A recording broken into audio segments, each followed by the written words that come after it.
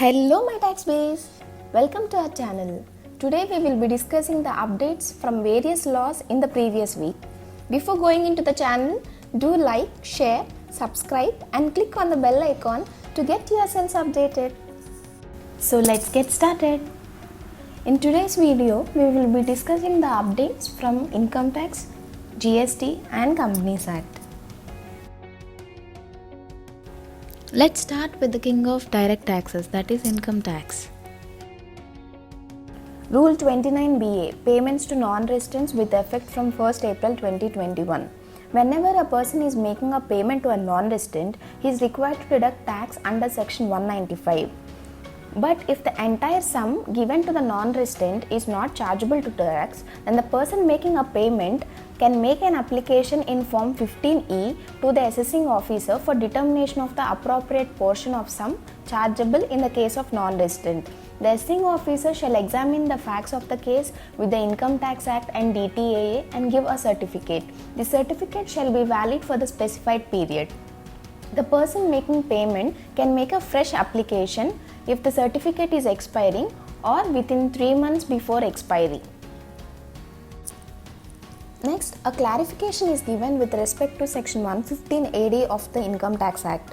This is a taxing provision specifying the rate of tax for income of foreign institutional investor in case of securities or capital gains. In case of interest income on these securities, a foreign institutional investor is taxed at a concessional rate of 5%. However, there were certain reports in the media stating that this concessional rate is withdrawn. It is clarified that this rate continues. Here comes the ever-evolving and ever-changing tax in the indirect taxation, that is GST, Goods and Service Tax. With effect from 1st April 2021, e-invoicing is made mandatory for all taxpayers with turnover more than 50 crores. This 50 crores limit shall be determined from financial year 2017-18. If a person crosses 50 crore in any of the previous financial years, he is required to make e-invoice. This e-invoice is mandatory for all B2B, so it is not mandatory in case of B2C.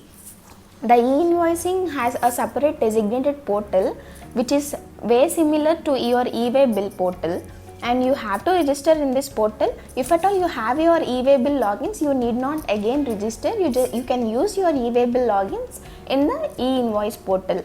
There are various modes through which e-invoicing can be generated. One common way is through your JSON file, which you have done in the case of GSTR1. So you can fill all the particulars like your GST invoice in the JSON file and upload it. Your e-invoicing can be generated, or you can use your ERP to be configured to get the e-invoicing. The e-invoicing is mandatory, and the physical invoice, when clubbed with this e-invoice, only gives validity to the transaction. Otherwise, the transaction won't be valid. HSN reporting. With effect from 1st April 2021, the HSN reporting is mandatory. So, if at all you are issuing an invoice to a B2B person, if your turnover is up to 5 crores, then 4-digit HSN is mandatory. In case of B2C supplies, it is optional. And if your turnover is more than 5 crores, then 6-digit HSN reporting is mandatory for all your invoice, whether it is B2B or B2C. This is a press release given by CBIC stating that certain officers are calling the taxpayers to discharge their liability in cash to achieve their targets. So CBIC has come that there was no such instruction given to the officers, so the taxpayers are free to use their electronic credit ledger in discharging their liability. Last but not least, our Companies Act. There is a notification with regard to 197 and 198 and Schedule 5 of the Companies Act, that is remuneration to directors. In case the company is having profits, they can take remuneration not exceeding 11% of the profits. In case there are inadequate profits or no profits, they can take remuneration depending on the effective capital of the company. The following table shows the effective capital, and the remuneration can be taken by the managerial person or any other director. So managerial person means whole-time director, managing director or manager. So if your effective capital is negative or less than 5 crores, managerial person can take up to 60 lakhs and other directors 12 lakhs. If your effective capital is 5 to 100 crores, it is 84 and 17. If your effective capital is between 100 to 250, it is 120 and 24. And if your effective capital is more than 250 crores, then it is 120 plus 0.01% of the effective capital. In case of other directors, it is 24 lakhs plus 0.01% of the effective capital. Here is a small update for CA professionals. The CBDT has shared information with the ICA UDIN portal.